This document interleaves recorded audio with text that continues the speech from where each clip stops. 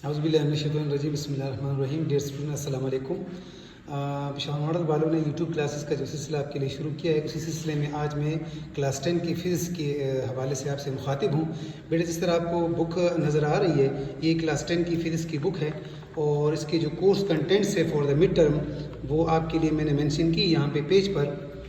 Course content for mid term, that is for class 10, that is chapter number 10 simple harmonic motion in waves, Chapter 11 Sound, Chapter 12 Geometrical Optics, Chapter 13 Electrostatics and Chapter 14 Current Electricity। तो बेटा mid term के course में आपने ये chapter cover करने हैं। अब जो फर्स्ट चैप्टर है simple, that is chapter number 10 simple harmonic motion, उसमें मैं आपके सामने बुक में पेज नंबर 2-3 को एक्सप्लेन कर रहा हूँ और वहाँ पे जो डेटा है उसको मैंने क्वेश्चन के फॉर्म में आपके लिए अरेंज किया हुआ है। सो काइंडली आप तवज्जो दें please.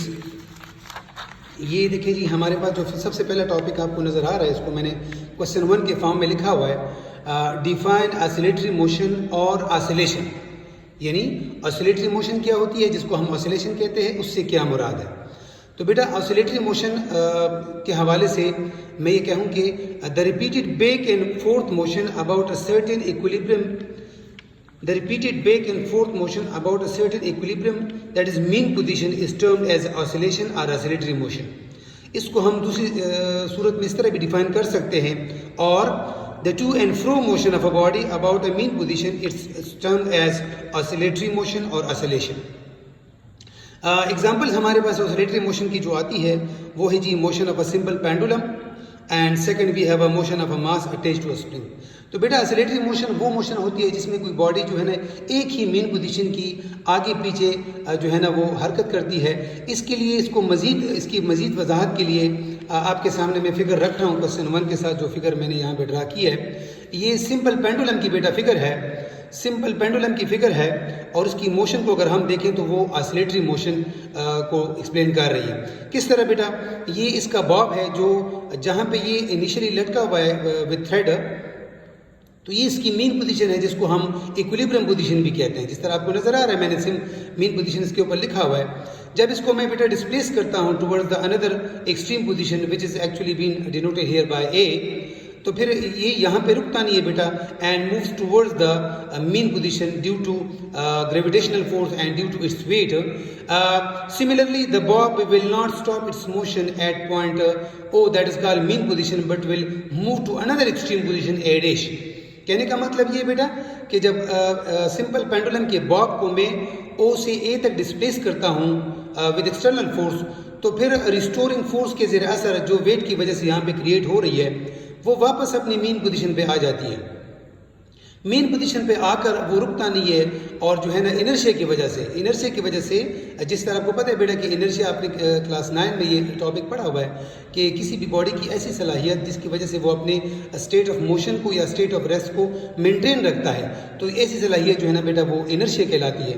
So at point O the body will not stop its motion, और again it will move to another extreme position, that is A dash. तो ए और ए डैश और ओ के दरमियान जो मोशन है ये कंटिन्यू होती है। इस किस्म की मोशन को बेटा हम ऑसिलेटरी मोशन या सिंपल ऑसिलेशन कह सकते हैं। अब ऑसिलेटरी मोशन के साथ बेटा कुछ टर्म्स है जिनको मैं आपके सामने रख रहा हूँ। आपके पास बुक में पेज 2 और 3 पर इसकी जो है ना डिटेल्स गिवन है।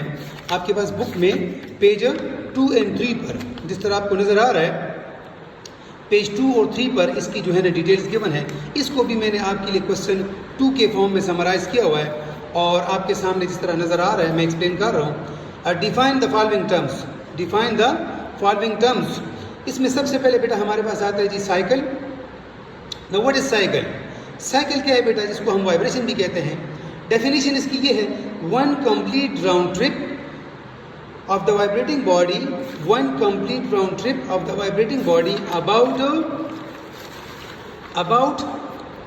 its mean position is called as a cycle or vibration।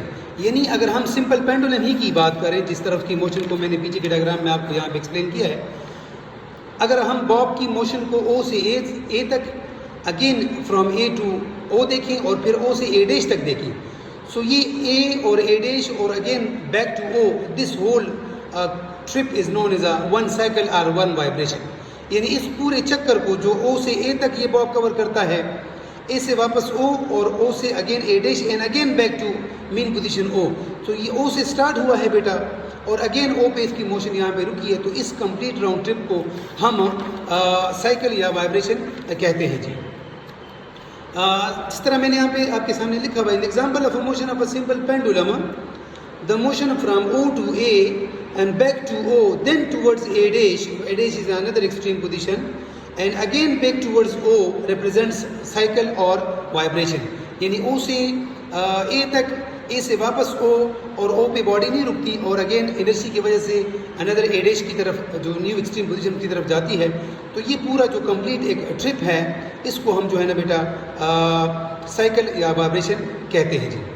दूसरी टर्मिनोलॉजी जो ऑसिलेटरी मोशन के साथ आपके सामने नज़र आ रही है और बुक में पेज 2 और 3 पर उसकी डिटेल गिवन है, उसको भी मैंने यहाँ पे आपके लिए नोट्स के फॉर्म में बनाया हुआ है। दूसरी बेटा मेरे पास जो है जी, उसका जो नाम है जी time period. Time period definition इसकी इस तरह है, the time required to complete one vibration or cycle. The time required to complete one vibration or cycle is called time period. अगर हम डायग्रामेटिकली इसको देख लें तो बेटा जो सिंपल पेंडुलम की डायग्राम मैंने आपको ड्रा करके दी हुई है, तो बेटा इस पूरे चक्कर को, जिस तरह भी मैंने साइकिल की आपको डेफिनेशन करवाई थी कि वन कंप्लीट राउंड ट्रिप, तो बेटा उस कंप्लीट राउंड ट्रिप को या साइकिल को या एक वाइब्रेशन को पूरा करने के लिए ये Bob of the simple pendulum जितना वक्त लेगा वो टाइम पीरियड कहलाता है। मतलब कि ओ से ए तक जाएगा, ए से वापस ओ, ओ से A dash and A dash back to O. O से इसकी मोशन स्टार्ट है बेटा और ओ पे ही ख़त्म है, तो ये एक कंप्लीट साइकिल है। इसके लिए वो जितना भी टाइम उसको रिक्वायर्ड होगा, that will be known as a time period. Time period के लिए बेटा हमारे पास जो सिंबल है आपके सामने स्क्रीन पे नज़र आ रही है बेटा, टाइम पीरियड के लिए हमारे पास जो सिंबल है वो है जी, it is represented by capital T. इसको हम कैपिटल टी से जो है ना बेटा वो रिप्रेजेंट करते हैं। यूनिट जो इसका बनता है जी, इट्स यूनिट इज सेकेंड, उसकी सिंबल जो है ना आपके पास एस है।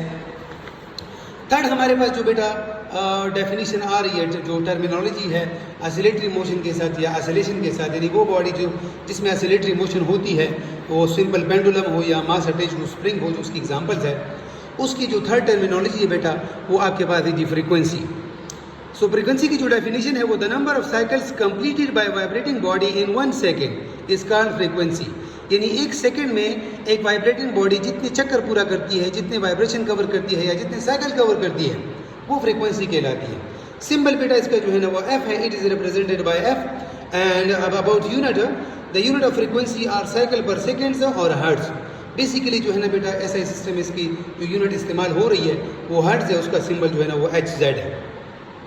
फार्मूले की तरफ अगर हम आ जाए बेटा, तो फ्रीक्वेंसी का जो फार्मूला है F is equal to 1/t, F is equal to 1/t।